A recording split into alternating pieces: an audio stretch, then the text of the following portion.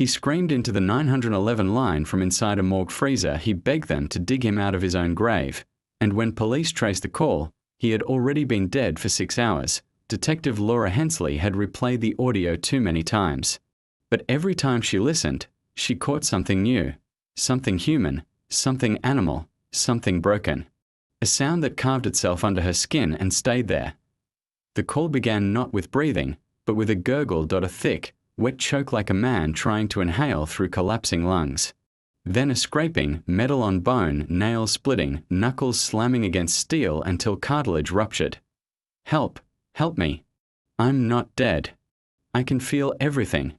His voice cracked into a sob, high and painful, as if speaking itself tore him apart. They put me in the dark. I hear them whispering. I can't move. A second scrape, deeper this time. His hand dragging down a frozen metal wall until skin peeled off. The EMT picked up everything. The smear, the friction, the sticky trail of blood freezing into the steel. Then a scream. A scream that rose so sharply it distorted the audio into static. The dispatcher had cried listening to it. Laura hadn't cried in 10 years, but she almost did, because she recognized something in that scream, conscious pain, not reflex.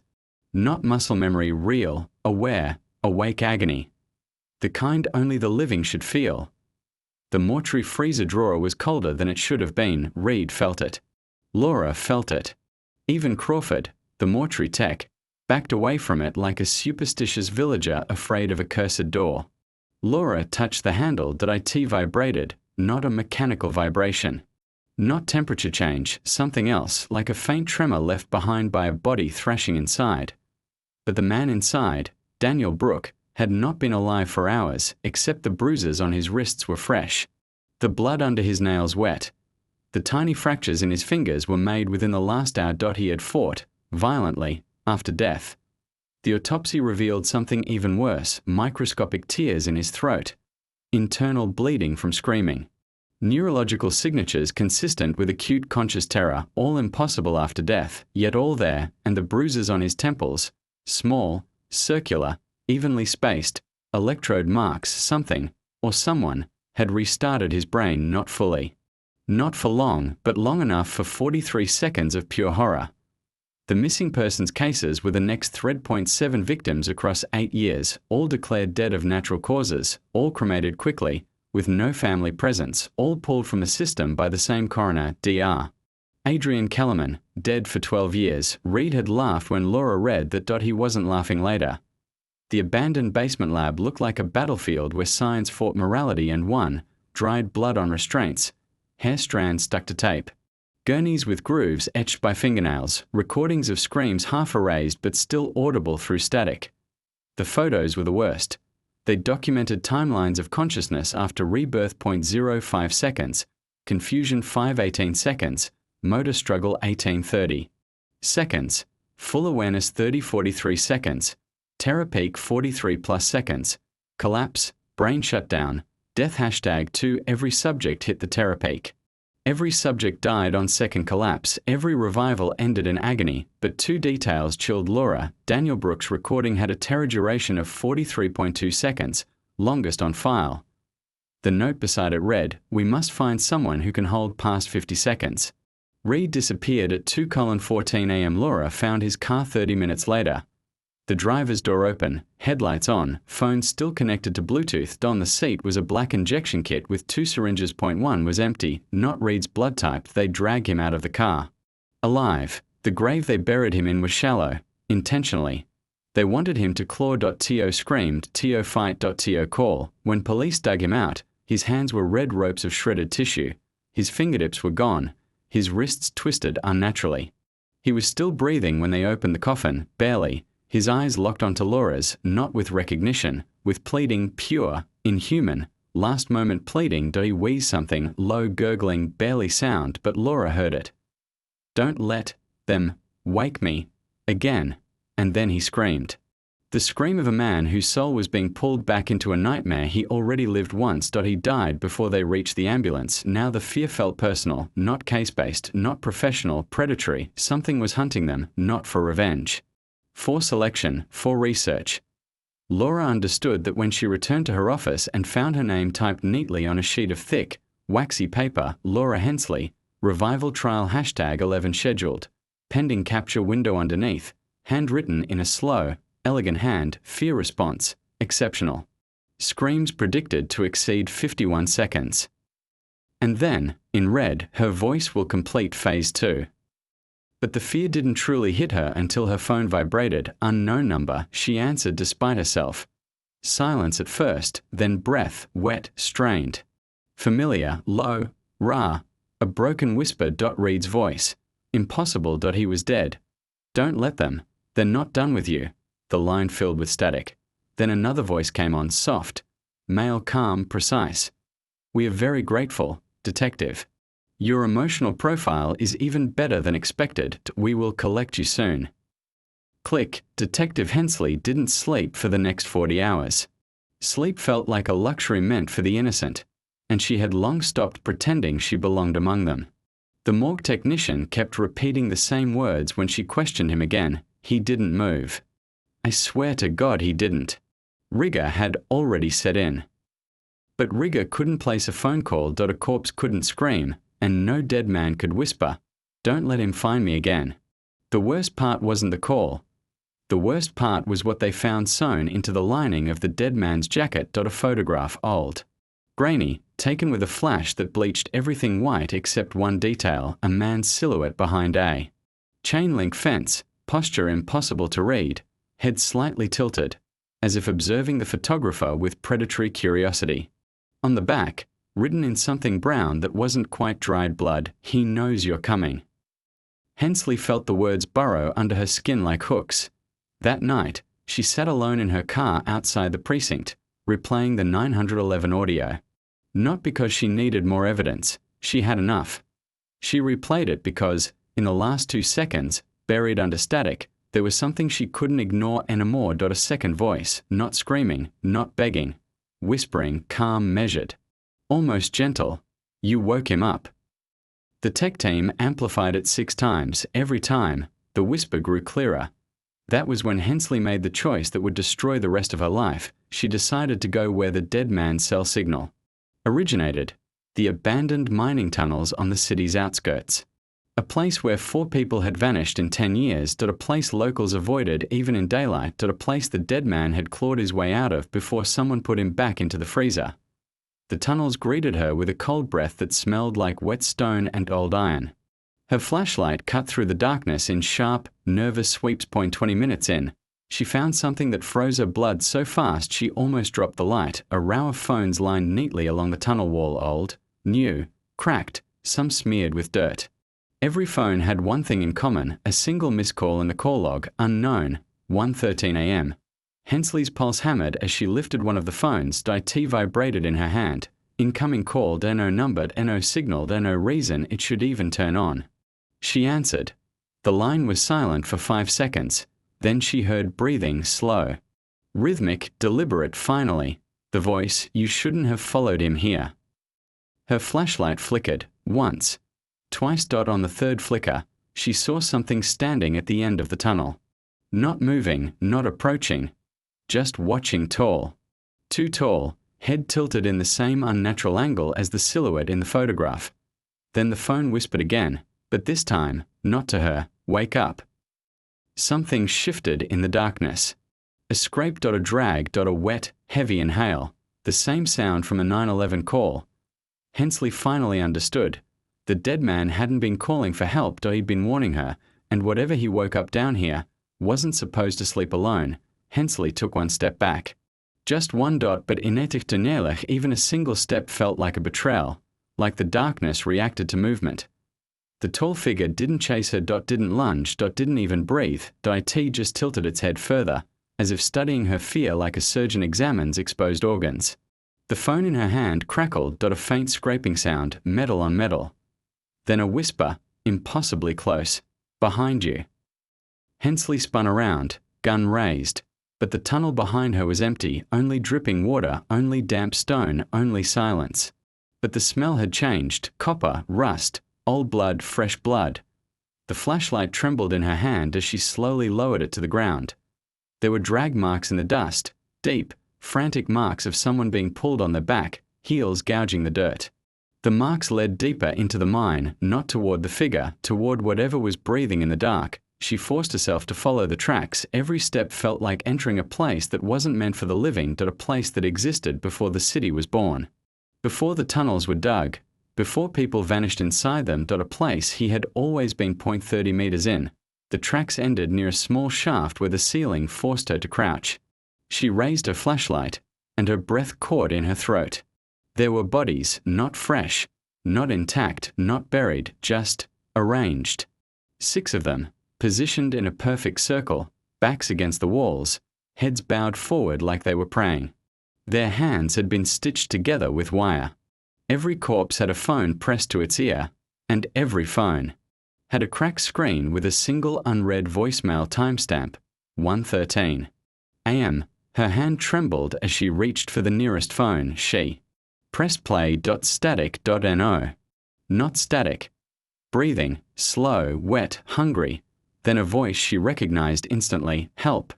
I'm not dead. Her stomach twisted. It was the dead man from the morgue. The same voice. The same panic. But something was different. He wasn't screaming this time. He was whispering, if you hear this, run. Don't let him speak to you. He doesn't kill you. He changes you. He. A long pause. A wet gurgling exhale. I can hear him breathing inside my head.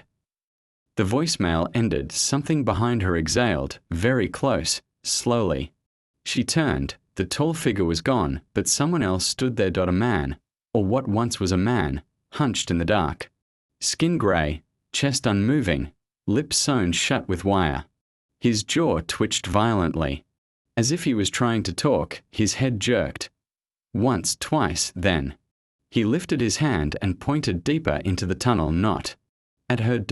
Something behind her, the ground, trembled, softly, rhythmically, footsteps, heavy ones. Then the lights died, all of them. Hensley had never known true darkness. Until that moment, darkness so thick it felt alive, pressing against her eyes, behind her. Something inhaled, deep, slow, like lungs filling for the first time. Her phone buzzed in her pocket. One new voicemail, timestamp, 1:13 a.m., hand shaking. She raised it to her ear. A whisper, gentle and patient. You followed the wrong voice, detective. A pause, then. Closer, now let me show you the one that woke me. The tunnel exploded with sound, a shrill, metallic scream, like steel tearing, like bone splitting, like something ancient unfolding after decades of stillness, and Hensley finally understood. The victims weren't calling for help, they were calling him. They were the bait, and she had just answered. Hensley's flashlight flickered violently, throwing jagged shadows along the tunnel walls. Every crack in the stone looked like a mouth opening to scream. Every drip of water sounded like a heartbeat counting down the last seconds of her life. The air grew heavier with each step. It was no longer just damp or cold. It was alive. Thick with the scent of iron and decay, every inhale tasted like old blood. She followed the whispers in her pocket. The 911 voicemail repeating over and over. You followed the wrong voice. But the voice wasn't coming from the phone anymore. It was all around her. Laura. The name slithered through the darkness, in a voice that was not quite human, thin, hollow but unmistakably aware. Watching her. Measuring her fear, she stumbled over something. A body. No. Something worse. It rose from the floor like smoke solidifying. A shape that shouldn't exist. Tall. Thin. Impossibly elongated limbs. Head tilted sideways. Eyes black voids, mouth sewn shut, but somehow it whispered in her mind. You should not have come. Hensley felt her knees weaken, the world tilted, her mind tried to fight. But she felt herself slipping into something the dead call home. The consciousness of the long buried, the revived. The experimented on, all the previous victims' memories surged around her. Daniel Brooke clawing at the coffin lid, Reed screaming in the shallow grave, hundreds of others. Decades of revival trials, each scream echoing into the tunnels like a chorus of madness, she realized. They weren't experiments anymore, they were teachers, the revived. Weren't just alive, they were conduits, the ones who lived briefly after death carried messages, whispers, warnings. But the longer someone stayed conscious, the more they absorbed the tunnel's hunger, the more they became part of it. The tall figure moved closer, step by soundless step.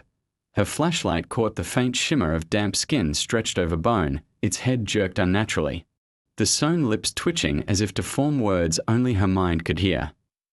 I was awake, longer than you can imagine. The floor beneath her groaned, not with the weight of her body, but with movement beneath the stone, fingers, hands, something clawing toward her from the buried past. From the tunnels themselves, the ground was alive, panic clawed at her chest, her hands shook, her breath caught, the phone buzzed. Again, incoming call.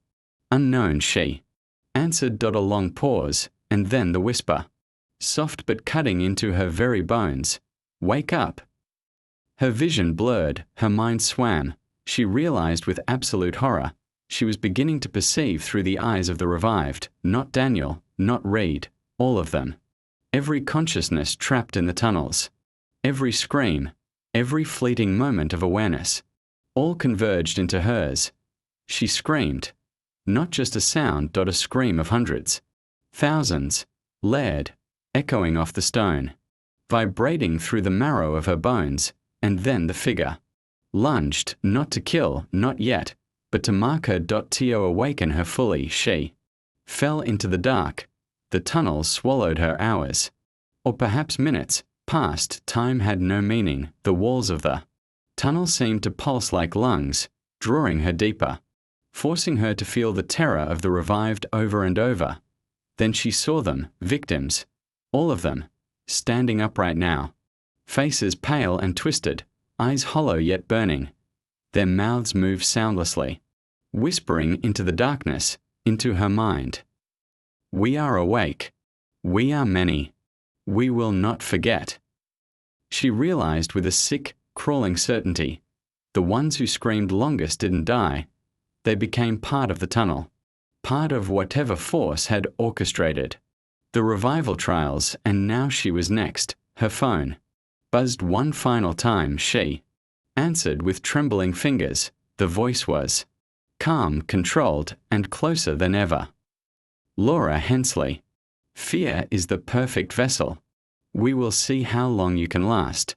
You will scream, and they will hear. The call ended, silence returned, but in the darkness, the whispers persisted. The tunnels were no longer stone and air. They were alive, and they were hungry for the next scream.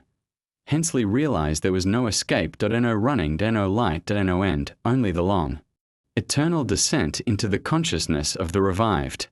And the chilling certainty that once you hear the tunnels whisper your name, they never let you go. The darkness closed around Detective Hensley like a living, breathing entity. Every step she took, the tunnels seemed to shift beneath her, reshaping themselves as if mocking her presence. The whispering grew louder. Now an indistinguishable chorus of voices, Daniel, Reed, and countless others, all screaming silently in her mind. Then she saw it, not the tall figure that had haunted her from the shadows before, but him, the architect, the one responsible for all the revivals. Dr. Adrian Kellerman. Or what remained of him. He did not look human. Skin grey, veins blackened and pulsing, eyes deep voids reflecting all the horrors he had orchestrated. He moved with an unnatural fluidity, almost gliding over the tunnel floor. His fingers ended in sharp, unnatural points, and around him, the air itself seemed to shiver with anticipation. Welcome, detective, he said, voice smooth, cold, cutting through the chorus of whispers in her mind. You've come far, very far, and now, it is time to awaken fully. Hensley tried to run, but the tunnels had changed. Walls twisted, ceilings lowered, the floor rippled like liquid stone.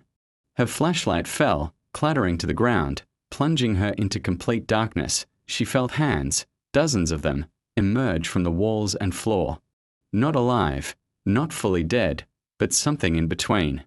They clawed at her, dragging her toward the center of a circular chamber that had seemingly appeared from nowhere. The chamber was filled with the bodies of previous revival victims, standing upright, faces hollow, eyes unblinking. Each had a phone pressed to their ear, and all the screens flashed simultaneously. 1:13 a.m. Kellerman's voice echoed in the chamber, amplified beyond reason. Do you hear them? Do you feel them? Fear is your guide. Your screams will teach them, and them will teach you. Hensley struggled, but she could not break free. She was strapped to a metallic table, cold clamps locking her wrists and ankles, electrodes pressed against her temples. She realized then, this was the ultimate revival trial. The machines around her hummed to life. Screens flickered, showing real-time neural activity, heart rate, and oxygen levels. A screen labeled, "Fear Response Maximized," displayed her vitals in bright red letters. Kellerman leaned close, whispering directly into her ear, "You will scream, detective. You will experience every second of terror we have recorded over decades. And when it ends, you will awaken knowing what it means to truly die and live again." Then, with a flick of a switch, the electrodes pulsed, pain, total sensory overload, her body convulsed, her mind exploded with images of every previous victim, Daniel clawing at the coffin lid, Reed screaming in the shallow grave, countless others clawing their way out of oblivion. All simultaneously reliving the moment of revival. Hensley screamed. Not just her voice, her mind screamed in unison with every past victim, every consciousness that had ever been touched by the tunnels, and then she heard him. Not Kellerman, not the revived, him. A presence older than the city, older than the tunnels, watching, feeding on the fear. Good, it whispered. You awaken. But know this. Once you've heard all of them, you can never be unbroken. You are ours now. The electrodes stopped. Silence. Hensley gasped, lungs burning, eyes wide. Her body was exhausted, but the chamber was still alive with whispers. The revived bodies remained upright, staring at her. Phones still flashing. 1:13 a.m. Kellerman stepped back, smiling. Your scream lasted 57.4 seconds. Longer than any subject before. Exceptional. Now, you understand the purpose. You are both the teacher and the student. Welcome to the trial that never ends. Hensley's mind tried to fight, tried to escape the weight of every memory, every revival. But the whispers were inside her, inside every nerve. And she understood the ultimate truth, the tunnels, the revived, Kellerman. The experiment, it wasn't about death. It was about consciousness, about fear, about learning how long the human mind could survive terror without breaking, and now she was part of it. A new node. A new voice in the chorus. A teacher. A student trapped in the eternal, screaming trial. The lights flickered once, twice, then died, and the tunnels whispered her name. Laura Hensley. Awake, scream. The last thought that crossed her mind before the darkness consumed her entirely. She had survived death, but in the tunnels. Survival was meaningless. Only the fear remained, only the scream remained, and the experiment would continue. Hensley's eyes adjusted to the darkness. Not fully, never fully. The chamber was alive with movement, shadows stretching across walls, like smoke with limbs. She could feel them watching, waiting, patient predators of consciousness. Then she saw him, not Kellerman, not the revived, something else. Ancient. Vast. Something older than memory. It had been beneath the city long before the tunnels existed. Something that had taught Kellerman everything. Something that had whispered into the minds of the revived for decades. It didn't have a face. Not one she could recognize. Just a vast emptiness, a shape that filled the chamber, coiling and uncoiling like smoke, like liquid shadow. And from it came voices. All of them. The revived, Kellerman, Daniel, Reed, even victims from decades ago, all screaming, whispering, urging, warning. We are the tunnels. We are the fear. You are ours now. Hensley tried to scream, but her mouth wouldn't form words, her body wouldn't move, and then she realized the truth.